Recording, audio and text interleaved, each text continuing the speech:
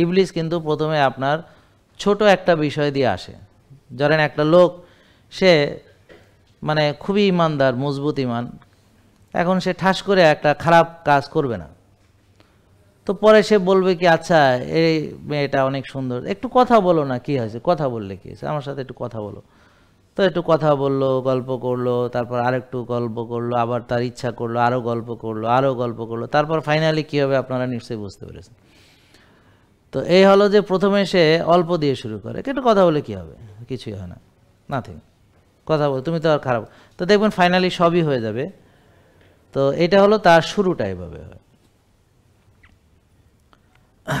প্রথমে বলবে একটু খেলে কী হয়, একটু খেলে কী হয়, তো খেতে খেতে এরপর আপনি দেখবেন খাওয়াচ্ছেন, তারপর মোটা হয়েছেন, শরীর বড় হয়েছে, বুড়ি বড় হয়েছে, তারপর ডায়াবেটিস হয়েছে, ডাক্তার বলছে 6 বেলা খাও।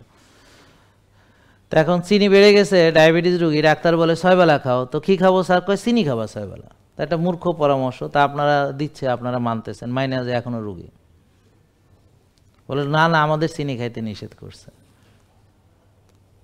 ডাক্তার বলছে আপনার চিনি বেশি, আপনি চিনি খাবেন না, তো তাহলে আপনি কি খান, আমি সকালে রুটি খাই, তো রুটি খেলে রক্তে কি আসে, এটা তো জানি না, রুটি খেলে রক্তে কি আসে বাবা, রুটি খেলে রক্তে কি আসে, চিনি।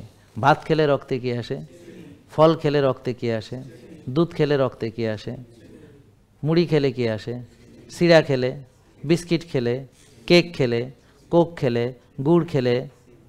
হ্যাঁ, তা আপনি যে চিনি খান 6 বেলা, এখন আপনি বলেন আপনি চিনি খান না।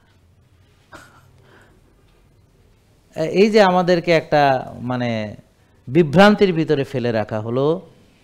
তাহলে উনি গেছিল ডাক্তারের কাছে সুস্থ হইতে, কিন্তু ডাক্তার তারে 6 বেলা চিনি খাইতে দিয়েছে ডায়াবেটিস রোগী, এখন চিনি বেশি, 6 বেলা চিনি খেয়েও তো জীবনে ভালো হবে না। কি সুন্দর পরামর্শ, যেন সারা জীবন রোগী থাকে, ও যেন কোনোদিন ভালো হইতে না পারে, তো ওনাকে রোগী হিসেবে পুষতেছে। তাহলে একটা মানুষের উপকার করতে না পারেন, তার ক্ষতি করতেছেন কেন, কি আশ্চর্য কথা। এই যে ক্ষতি যে করতেছেন, এটার জন্য কি আল্লাহর কাছে জবাবদিহি করতে হবে না? এই যে আজকে যারা আমাদেরকে ফলো করে, এই যে এখানে যারা আছে ডায়াবেটিস ভালো হয়ে গেছে, তো তারা এখন ওষুধ মুক্ত হয়ে গেছে, ওষুধ খায় না। আপনিও চাইলে এমন হইতে পারেন। এখন দুঃখজনক, আপনি যাদের সঙ্গে পরামর্শ করতেছেন তারা আপনাকে রোগী হিসেবে পোষার পরামর্শ দিতেছে, রোগ থেকে মুক্ত করার নয়, ওষুধ যুক্ত করার পরামর্শ দিয়েছে, ওষুধ থেকে বের করার নয়। ডায়াবেটিস ভালো হবে না এটা আপনাকে এই মিথ্যা তথ্য দিয়েছে, তারপর আপনি চিনি খাবেন না এই কথা বলে 6 বেলা চিনিই খাওয়াচ্ছে আপনাকে, কিন্তু আপনার নলেজ নাই বলে আপনি এটা বুঝতে পারছেন না, এই নলেজটা আপনার নাই। এই যে নলেজের পার্থক্য, আর আমরা আজকে এটা নলেজ নিয়ে কথা বলছি, আপনাদেরকে সত্য জ্ঞান দেওয়ার চেষ্টা করছি। এই কারণে বললাম যে যেখানে সত্য জ্ঞানের আলোচনা হয় সেখানে ফেরেশতারা থাকে, সেখানে আল্লাহর রহমত থাকে। যেখানে মানুষের কল্যাণের কথা বলা হয়, যেখানে কোরআন হাদিসের কথা বলা হয়, সেখানে আল্লাহর রহমত থাকে, সেখানে ফেরেশতারা থাকে। কারণ আপনার শ্রেষ্ঠত্ব হয়েছে এই নলেজের কারণে।